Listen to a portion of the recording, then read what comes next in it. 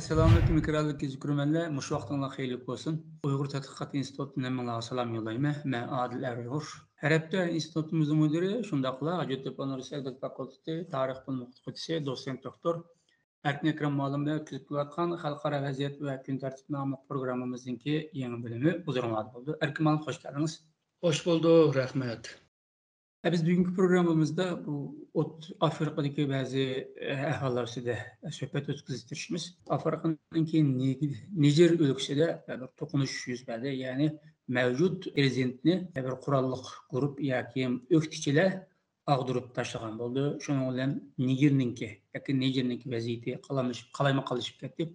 Bundan bir neçə gün ilgirmi Afrika'nın mesela Otur Afrika Cumhuriyeti deyimiz, ondan başka Faso deyimiz, Mali deyimiz, bu devletlerde bu kalayman kanışıklar yaki işki dokunuş yüz bergeydi. Bu Niger'deki bu dokunuştan keyin bir kısım namaşı grup dedi ki hükümetçi karşı Fransa'ya çıkıp gelsin diyen şuarlarını tolgan oldu. Hatta bazı namaşçılar Rusya'nın bayrağını kütegen oldu. Bu ahval bizge bu kıtımkı işki dokunuştan keyin de Rusya bulupmu Rusya devleti gayri-resmi qo'llayotgan Wagner qurol guruhi bormi degan savollarni paydo qildi.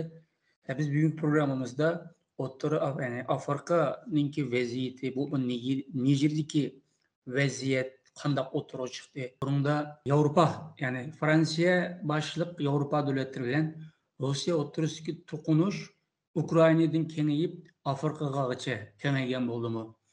Bundan başka bu to'qinishlarga Xitoyga o'xshash cho'ng davlatlar qanday inkas qaytardi. Hammadan muhimi Rossiya, Yevropa ittifoqiga o'xshash yoki Yevropa o'xshash cho'ng kuchlar o'rtasidagi bu to'qinishdan foydalanib, Xitoylar shu to'qinishda qanday rol o'ynashi mumkin yoki bu ojizlikdan foydalanib Xitoylar qaysi xil bir manfaatga erishishi mumkin yoki bo'shliqni qanday to'ldirish mumkin degan savollarga javob berishtirishimiz.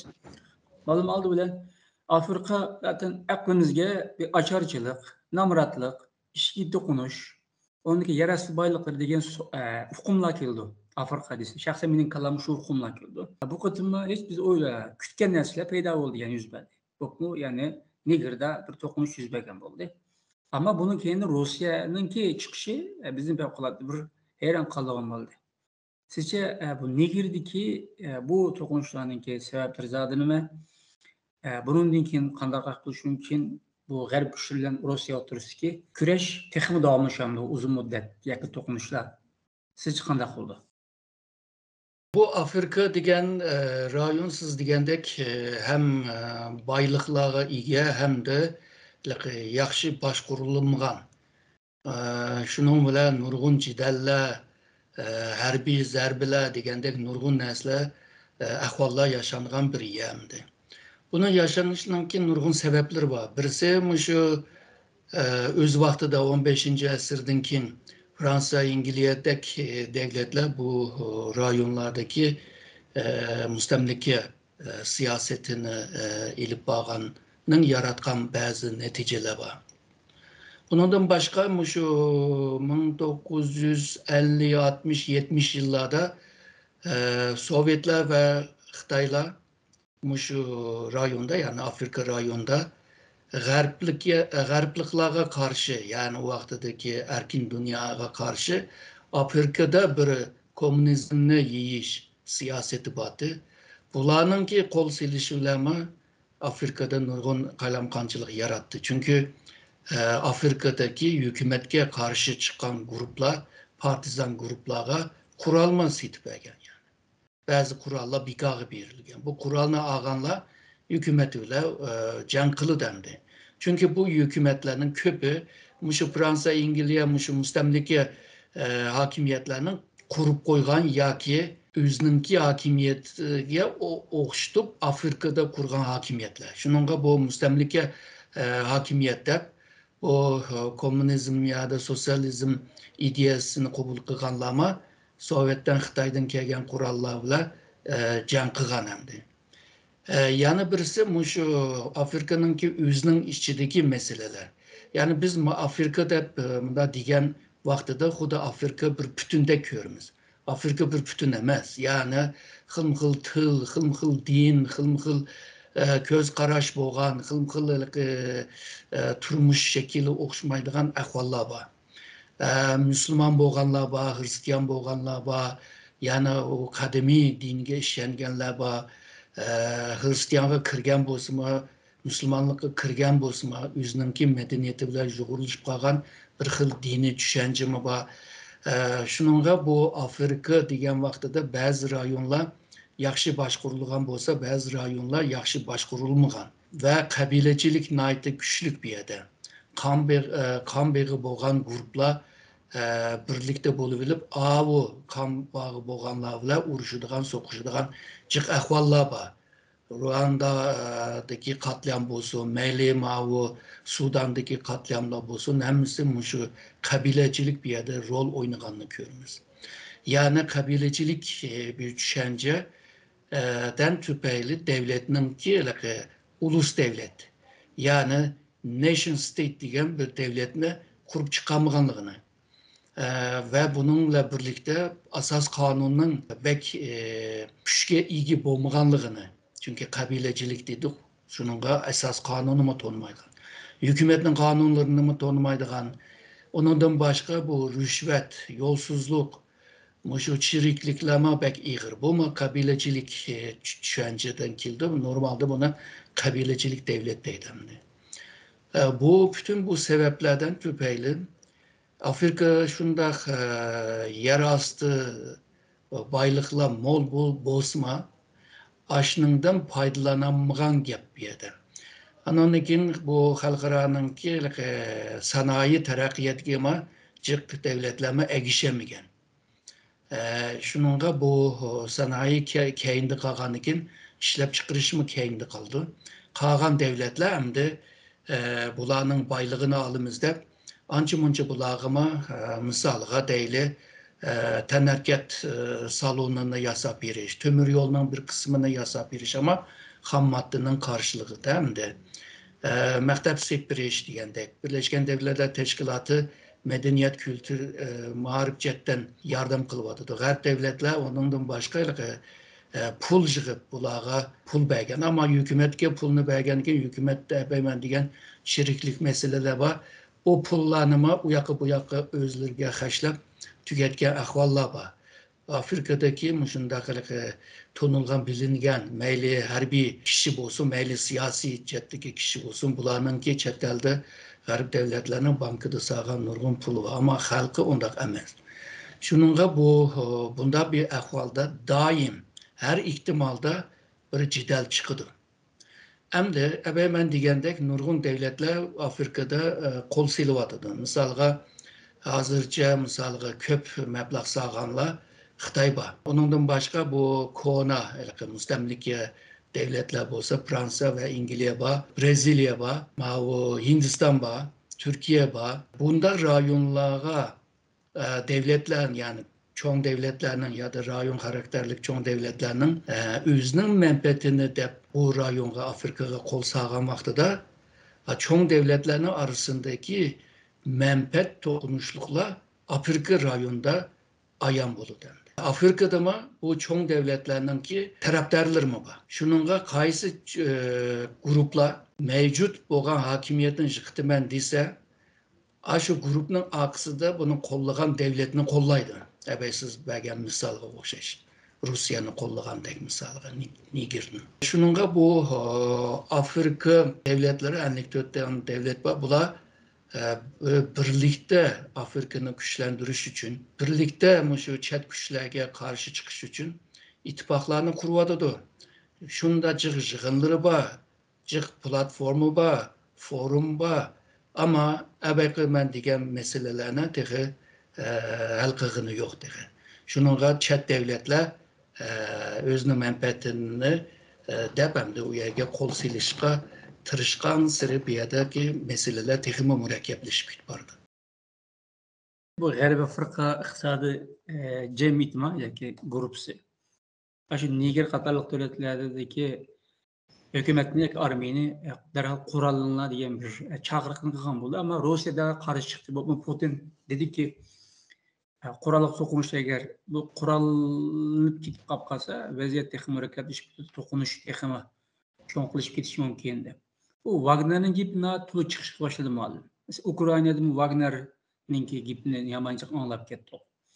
Bu Wagner zat qandaqken desiniz, men hazır bir tarix qarapaqdan bula onun burunqi tarixi ötmeymen. Bu 2016-yılı Afrikanınki O'rta Afrika Cumhuriyeti'de bir to'qinish yuz bergan vaqtda ikki to'qinish. Fransiyadan yordam talab qilgan. Ama Fransiya O'rta Afrika Cumhuriyetiga yordam qilgan, ama 7-chi qatim ishga eshik olishga. Ama keyingi mezgillarda Fransiyadagi masala hal qilmag'achqa bir qism guruh Wagnerni chaqirib kelgan o'xshaydi. Yani O'rta Afrika Cumhuriyetiga. Shu bir kelgan bilan Wagner O'rta Afrikadagi nurg'un imtiyozlarga erishib, undan boshqa Sudan deymiz, nurg'un davlatlardagi bu Yevropaga yoki Rossiyaga ketolmagan oltin boyliqlarni, olmoslarni g'ayriresmiy shaklda yetkazib berilgan. Bundan boshqa nurg'un qurolli kuchga ega bo'lgan aholi bor deydi. Ya'ni burun tatib Rossiyaning tayyorligi bor O'rta Afrikaga qarata. Ya Afrika qit'asiga qarata. Bu qatim shunday bo'libdi endi. Bu Wagnerning o'tirib chiqishi albatta buni xalqaro Birlashgan Davlatlar Tashkiloti buni g'ayriresmiy organ ekanligini bildi.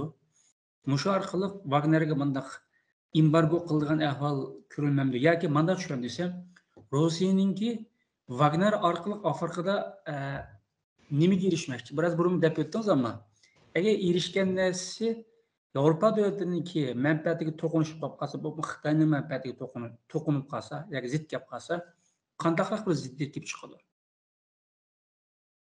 Bu çoğun devletler, hemen dedim, bu Afrika'da özünün menfaatini qoğdaş için kol sağan vaxtıda çoğun devletlerin arasındaki ziddiyetimi bu Afrika'ya ekegen buludu deb. Siz degandek bu Wagner'in şu Afrika'ya kirgenden beri Rusya Afrika'ya ekmiyet berişime başladı. 2019'da Rusya şu Afrika devletlerle bir platform kurdu, yani bir minber kurdu. Yani Rusya Afrika jığını degandek. Bu 2019 10. ayda Soçi'de içildi bu jığın.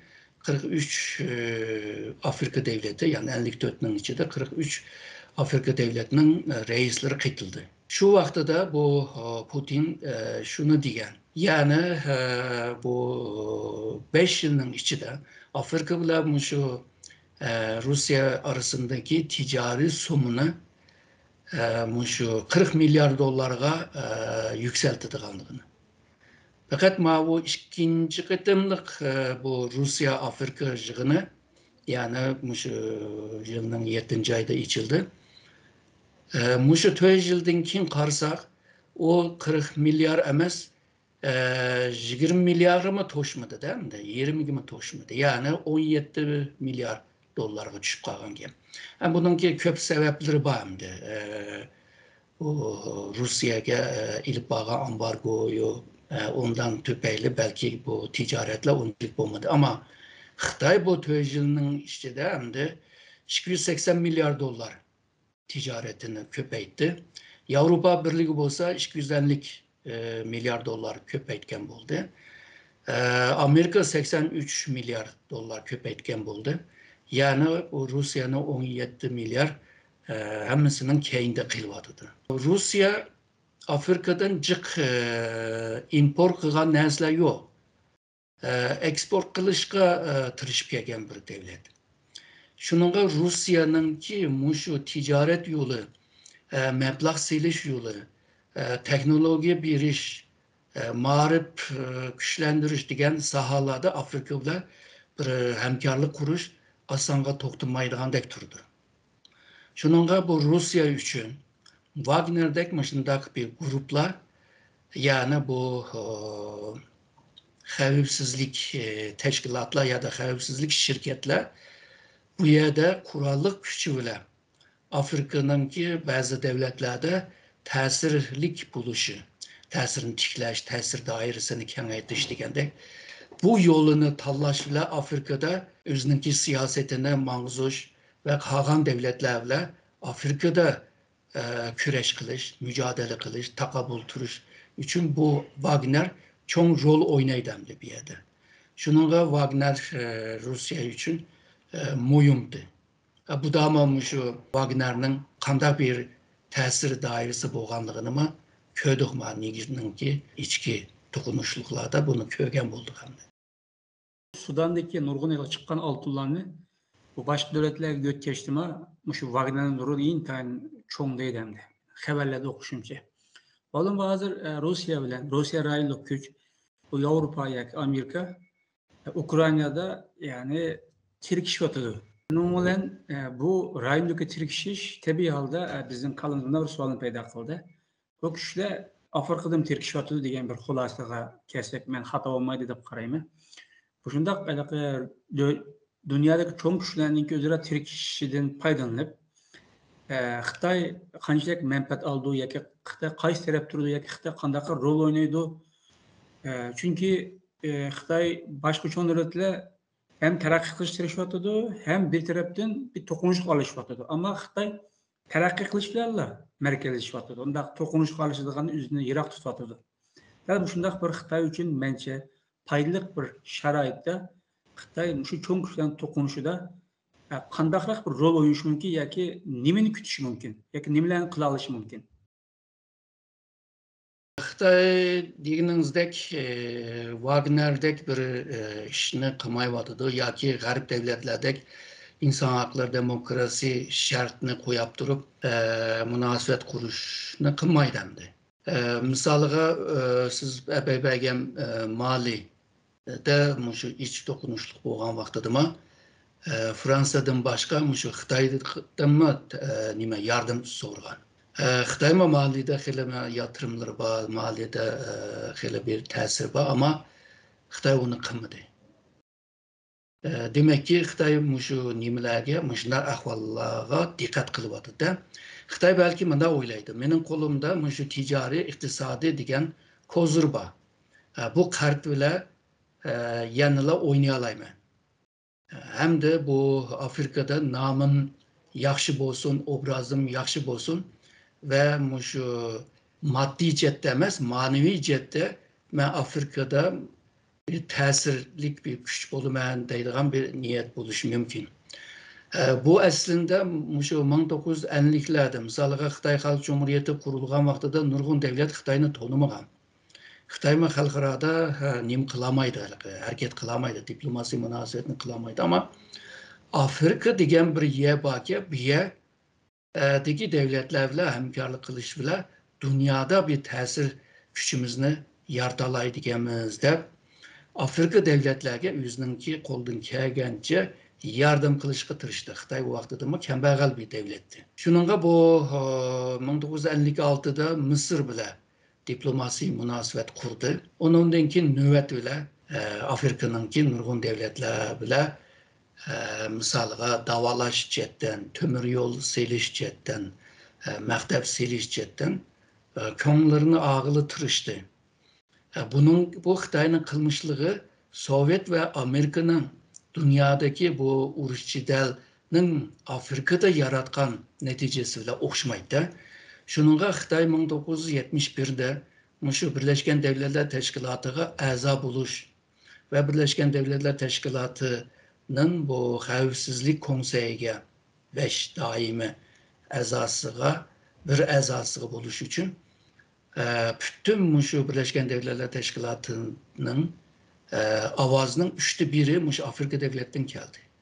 Yani Mao Zedong'un sözü bile Afrikalıklar bizne kötürep, yölep şu Birleşken Devletler Teşkilatı'na kırgızdı deydi. Şununla bu Xitay'nın ki 1950'lerden 60'lardan şu Afrika'da kılganları onunki meyvesini kögen buldu. Ama bu Afrika'ya devamlı bunda pul tölep. Afrika ballarını Xitay'da okutup, alayda okutup, ulağına ayda pul tölep okutup Xitay için mi bir nime de külfet yani bir eğirlik bir yük emdi. Şununla bu nime Deng Xiaoping'den kim? Yeni bir siyasetine ilip bağdı. Yani iktisadi ticari münasebetinin esasında Xitay-Afrika münasebetini terakki kıldırımız deb bir siyasetine ilip bağandan beri Afrika bile boğan şu nimelerime köpeydi. Şu ticari, iktisadi münasebetlerime köpeyişe başladı. Ama Xitay'nınki en köp bir yerden almakçı boğan neyse Afrika'da. Yani ham madde. Bir yerde nipit ba, tömü ba, mis ba. Yani Xitay'nın en ihtiyacı boğan nurgun şu ham madde Afrika'dan keldi. Xitay nime buyurdu dese hamda kim kiyecekten ayakkabıcı. Muşu tarımda işletilen bütün esvaptan kimyevi bazı doğrular ve kimyevi maddeler. Yakınki zamanda Xitay'nın ki Afrika muşu forum degan yığını var. Muşu 2021'de Xi Jinping Afrika'ya çıkarak, tekimi çıkarak meblag saldıganlığını, bazı Afrika devletlerinin ki qarzlarını azaltışını da ilan kıldı ama 2 yıl ötep ketdi. Aslında Xitay'nın Afrika'ya silayotgan meblag'mi azayyapti.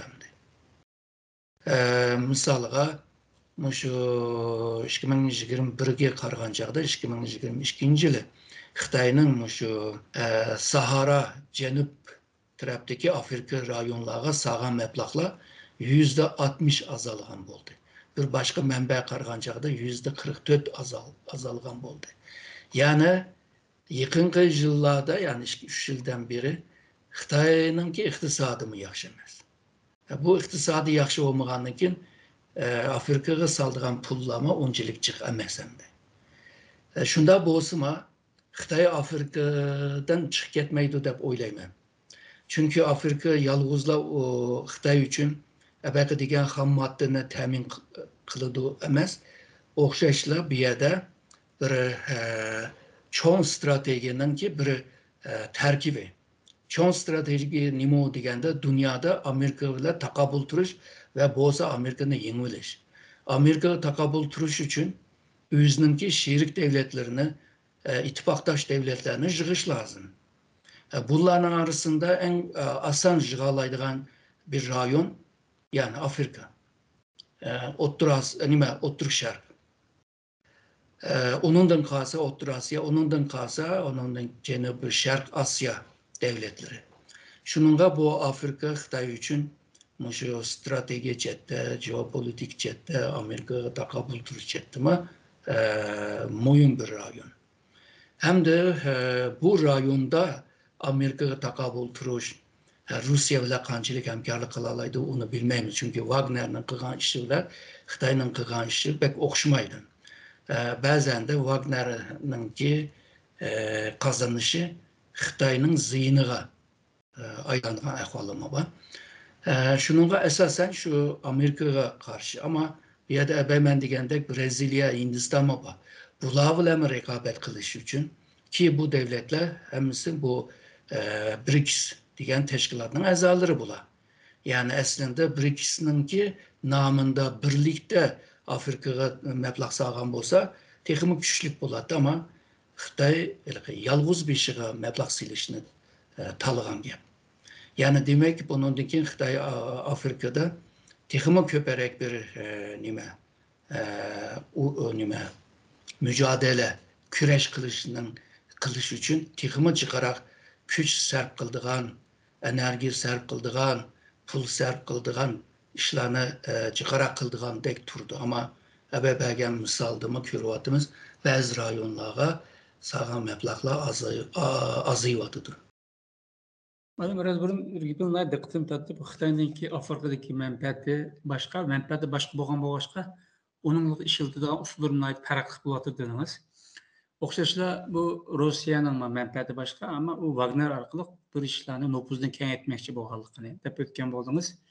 Gel muşundaq ahvalda yani bu yakınki mezgillerdeki toqunuşlu Rusya'nınki bağlıqı cık adam, cık menbeler devatıdı. Xitay matbuotlarida bunun qata bir qanday inkaslar bo'ldi? Bu sosyal medyada çıkarak talaş tartış oldu. Yani Wagner'nin ki Afrika'da kılmışlığını kollamagan ama kollamaganla köperek görünüyordu. San cetten hem de. Kollaganla hem de Xitay, Rusya o ittifaktaş devlet boğaşka ya ki hemkarlık kılıvatkan devlet boğaşka anı esas kılıp devatıdı ama bu kollamaganla hem de Rusya'nın Wagner'ı kelgüsünde Xitayning mushu Afrikadagi ba'zi manfaatga ziyon beradi deb ko'rdimdi. Misolga Xitoyninki Wagnerga o'xshaydigan tashkilot shirkatlar bor. Misolga Sudanda bor, Somalida bor, Djibutida bor degandek. Bular Xitoyninki aşağıda turayotgan şirketni qo'g'daydigan xavfsizlik şirketler.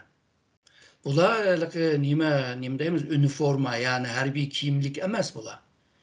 Ama bular da ba'zilarida qurol bor. Onundan başqa Xitoyninki mushu Adan dengizida, Somaliyaga yaqin bo'lgan dengizdami harbiy kiyimlarimi aşağıdami çarlap turvadı demdi. Ularmi vaqti kelsa Afrikaninki u yoqqa bu yoqqa berib aralashadigan meselelerge aralashadamdi, voqealarga aralashaoladi. Shuningga bu xavfsizlik shirkati bilan, Wagnerga o'xshaydigan bunday shirkat bilan hozirgi bu dengizdagi harbiy kiyimlar bilan hamkorlikninki ichida bular. Shuningga bu Sudan'da bir vaziyat chiqqan vaqtida abaqi hamkorlik, ikki tarafning hamkorlikninki uchiq iniq chiqqanligini ko'ryapmiz. Misolga bu Sudan yalg'izla bu nefit enerji naytı köp bilan tonulmaydı, altın bilan mi tonuldu? Bu altınlar şunda köp ki, eğerde xalqaranınki bu altın ticaret yolu bile hareket kısmı cık pul tapalaydı ama bu Şimali Sudan'ın adamları bu altını kanundan sırt yollarını izlep altını teximi kıymetke setip pulunu teximi kıymetke ilvadı. Buna Wagner yardım kılvadı ama Xitayninki bunda xavfsizlik şirketi hazırlıklı ahval qarğan çağda arlaşmagandek turdu. Fakat o altın bile arlaşmagan bile Cenubi bu Sudan'ın nefitlerini iliş için ulama az pul bile köp nefitlerini ilvadı. Uyuyadı ki yani Cenubi Sudan'ın kilemi Xitayning bu yolu bile şahsi cetten çıkarak pul tepişini oylavadı. Şununla her iki Sudan, o Şimali Sudan Müslüman köperek, Cenubi Sudan Hristiyanla köperek. Aslında ikisi ayrılığından ki Hristiyan Sudan mı güçleniş lazım da Garb'nin kollışı bağ dep oylayımız bu. Ondan mı bulmadı. Demek ki tabiatında, huyida boğan nezlerini hal kılış təskin demdi. Şununla Şimali Sudan ve Cenubi Sudan'ın kılmışlıkları okşaş.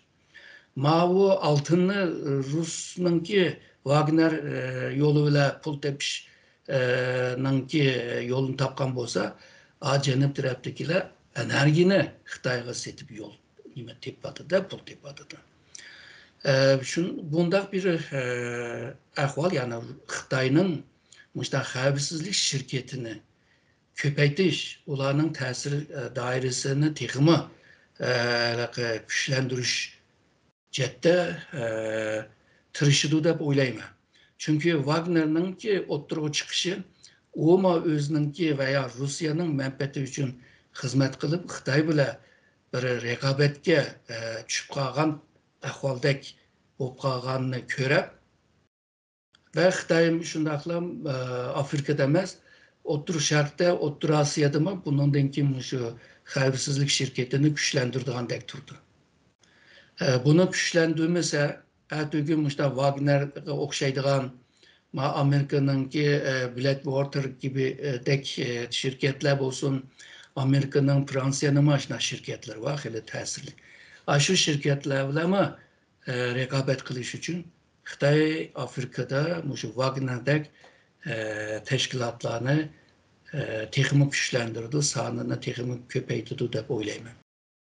Programımızda bir so'lni oxirlashtirsak, bu Afrikadagi nurg'un davlatlarniki isyon, yani ishga to'qilish ekanida Fransiya deymiz, Rossiya deymiz, cho'ng kuchlarni bog'lig'ini degan bo'ldingiz. Shunaqa analizchilar, yani sizga o'xshash mutaxassislar mush gaplarni deyapti. Siz har qanday bir hozirgacha bir materialdan yoki bir nufuzliq manbadan Xitoyning mushta bir ishga to'qinishidan keyinda yoki quli borligiga oid bir xabar yoki ma'lumot uchirib baqdingizmi? Vaqanınki sebepnin birisi Xitay buluş mümkün degan ahvol bor. Chunki Afrikaning nurg'un devletler, misaliga Somali bilan yaqin hamdi. Aşı devletlerde mi cidel çıkan çağda Xitayni qo'g'lab chiqarib etayli deb shuvar vaqirganlama bor.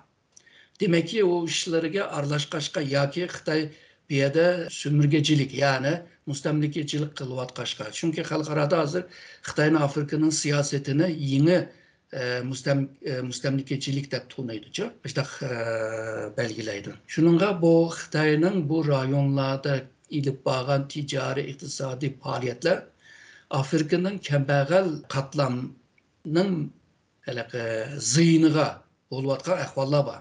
Çünkü ben degandek Xitoy Afrika devletlerinin diktatör hakimiyetleriga aşındak nüfusluk adamlarını qo'lga tushirib turib bu ticari kelishimlarga imzo atkızıp qiladi.